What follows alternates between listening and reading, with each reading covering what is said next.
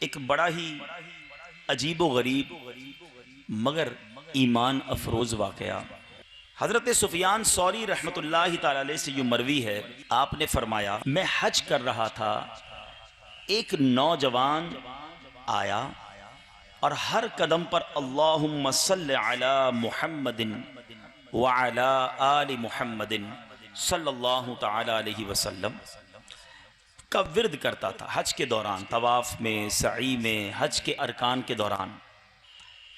मैंने उससे पूछा कि तुम हर जगह दुरूद पाक जानबूझकर पढ़ रहे हो? उसने कहा हाँ। फिर उस नौजवान ने मुझसे पूछा आप कौन हैं? मैंने कहा मैं सुफियान सौरी हूं। उसने कहा वही सुफियान सौरी रहमतुल्लाहि ताला अलैह जो इराक में रहते हैं? मैंने कहा हाँ। उसने पूछा क्या तुम अल्लाह अज़्ज़ा वजल की मारिफत रखते हो? मैंने कहा हाँ। उसने कहा आपने अल्लाह अज़्ज़ा वजल को कैसे पहचाना? मैंने कहा इस दलील से कि रात को दिन में दाखिल फरमाता है और दिन को रात में दाखिल करता है। इसके अलावा आपने और भी बहुत सारे दलाइल पेश किए। फिर फरमाते मैंने इसलिए तुमसे पूछा कि तुम दुरूद पाक इतनी कसरत से क्यों पढ़ रहे हो? ज़ाहिर है हज के दौरान बहुत सारी लोग दुआएं पढ़ते हैं, मगर तुम फ़कत दुरूद पाक पढ़ रहे हो। मीठे मीठे इस्लामी भाइयों ज़रा सुनिएगा वो नौजवान क्या कहता है।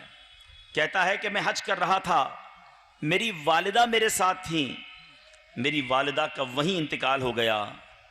माँ का इंतकाल होने के बाद पेट फूल गया और चेहरा सिया हो गया। मैं उनके पास गमज़दा होकर बैठ गया। मैंने आसमान की तरफ हाथ उठाए और अल्लाह ताला की बारगाह में फरियाद अर्ज की। वो शख्स कहता है कि अभी दुआ कर रहा था, अचानक तहामा की तरफ से एक बादल उठा। एक सफ़ेद कपड़े में मलबूस बड़े नूरानी चेहरे वाले बुजुर्ग तशरीफ लाए, बैतुल्ला शरीफ में दाखिल हुए।